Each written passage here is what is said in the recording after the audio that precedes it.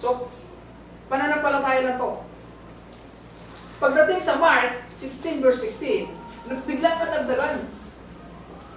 Ang sabi dito, ang sino mang sumampalataya, 16 verse 16, at mabautismuhan. Naging dalawa na. Walang kontradiksyon mo dito.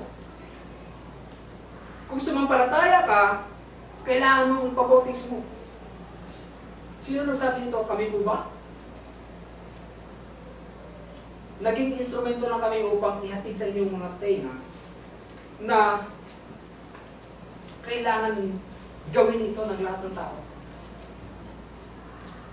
Ang nagsasalita po dito walang iba kundi ang ating Panginoon Kristo na may kontrol ng ating buhay, na may hawak ng ating mga buhay, na nagbigay ng lahat ng mga pangangailangan mo. Kung paano ka pinagyaman ng Diyos, Kanya yan. Kahit yung pera na nasa bulsa mo ngayon, sa Diyos yan. Siya yung nagsabi nito. Siya yung nag-utos nito. Kaya kung intindihin at uunawain natin, napakalaki yung utang na loob natin sa Diyos. Na ito yung utos na hindi natin magawa. Para sa amin ba to? Kapakanan ba namin yung magiging benepisyo ba namin? Kung gagawin ito ng mga kapatid? Gagawin ito ng mga nakikinig? Ginagawa namin dahil ito yung utos sa amin na ipangaral yung salita. Nasabihin sa lahat ng tao na kailangan mong sumailalim sa bautismo. Bakit? Para makamit mo yung salvation. Yan yung gusto ng Diyos sa lahat ng tao. Ayaw niya na may mapahamak. May talata ba nun? Meron. 2:4 ng 1 Timothy. Na siyang may ibig na ang lahat ng mga tao ay mga ligtas at makaalam ng katotohanan. Ganon tayo pamahal ng Diyos. Kaya ibigay niyo kayong bugtong na para matubos tayo sa ating mga kasalanan. Gayon na lamang ang pagsinta ng Diyos sa sanlibutan. Kaya, para pantubos yun sa kasalanan, na dapat tayong lahat ay ipako sa krus.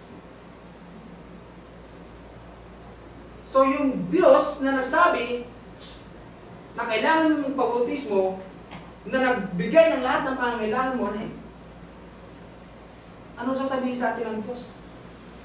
Anak, sinabihan na kita na kailangan mo sumailalim sa bautismo, bakit hindi mo ginawa? Dahil mayroon pong talata sa Biblia na sa nakakaalam ng mabuti at ito'y hindi ginagawa, ito'y kasalanan sa kanya. Mabuti ba na magpabautismo? Yes, mabuti yun. James, kung ano, hindi ko muna nakalimutan ko kung anong book and chapter po yun. Sana makita ko. James, ayun, 4:17. Sa nakakaalam nga ng paggawa na mabuti at hindi ginagawa, ito'y kasalanan sa kanya. Mabuti ba ang pabautismo? Yes po. Gagawin natin yon bilang pagsunod sa Diyos na makapangyarihan sa lahat. Kumbaga, napakalit ng bagay yun. Sa kabila ng napakaraming bagay na ibinigay sa atin ng Diyos. Napakalit na porsyento yun. Na bilang pagsunod sa kanyang utos. Ano sasabihin sa iyo ng Diyos? Ano sasabihin sa atin ng Diyos? Pag hindi natin gawin, tigas naman ang ulo mo, anak. Ilang beses lang yung tinuturo sa iyo yung bautismo na to. Bakit hindi mo kayang gawin? Ano yung nagtatalo dyan sa puso't isip mo na bakit hindi mo ginagawa? Dahil nakalagay naman sa Biblia na huwag kang manalig sa iyong sariling kaunawaan, kundi sa Diyos ka manalig. Huwag kang magtiwala sa iyong sariling kaunawaan. Proverbs chapter 3.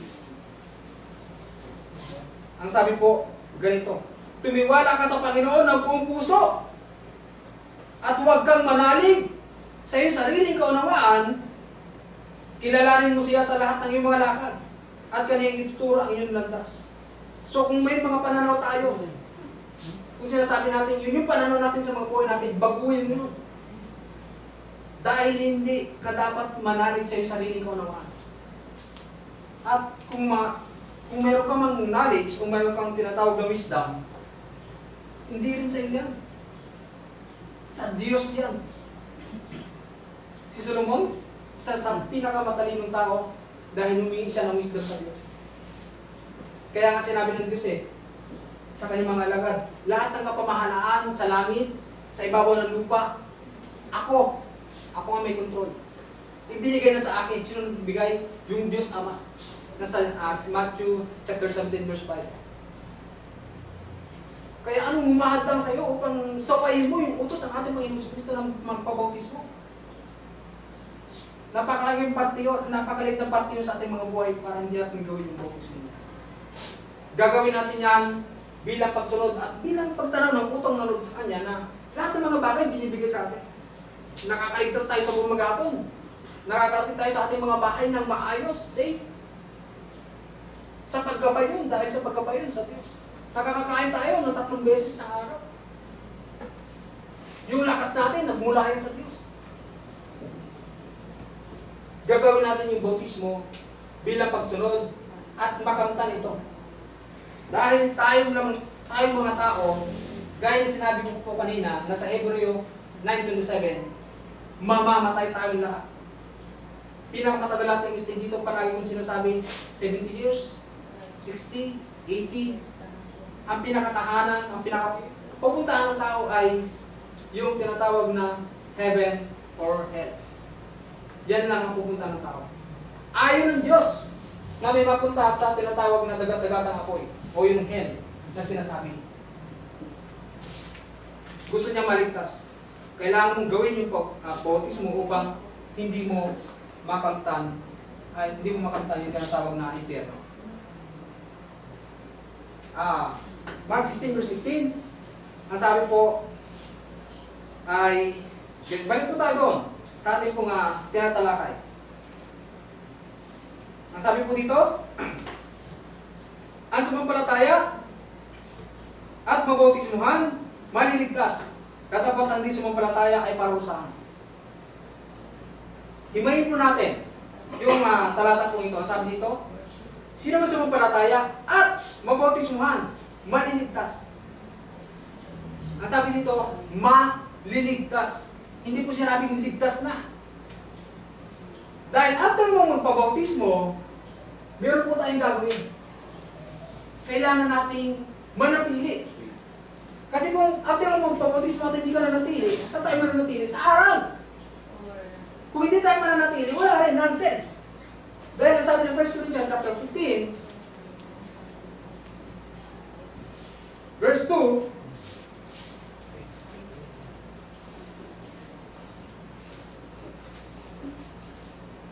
sabi dito ay ganito, sa pamamagitan nito, ligtas kayo. Ang sabi po kasi sa Mark 16 verse 16, ang sino mang sumampalataya at mabautismuhan, maliligtas. Sinabing maliligtas. Hindi po sinabing ligtas na. Kaya sinabi ng 15:2 ng 1 Corinthians, sa pamamagitan nito, ligtas kayo kung matiyaganin niyong iingatan ang salitang ipinangaral ko sa inyo, maliban na kung kayo nagsisampalataya ng walang kabuluhan. So meron pala na nananatili, nagsisampalataya na bautismuhan ng walang kabuluhan. Napakaraming halimbawa nito. Kung babasahin natin yung history noong, kung maalala niyo yung tumuwid sa Red Sea, sila Moises, nasa ano na sila eh? Nasa iglesia na sila. Ang dami niya ng reklamo sa Diyos. Sabi nila, Moises, papatayin mo ba kami sa gutom? Mabuti pa doon sa Ehipto, kumakain kami. Dito nagugutom kami. Nauuhaw kami. Kaya niya pinukpok yung tinatawag na bato ni Moises. Kaya dumaloy. Ang sabi ng Panginoon kay Moises, ipatong mo lang yung tungkod sa bato. Nainis na rin siguro si Moises, pinalo niya yung bato. Kaya dumaloy na ilog. Na hanggang ngayon po nag-i-exist yung ilog na yun.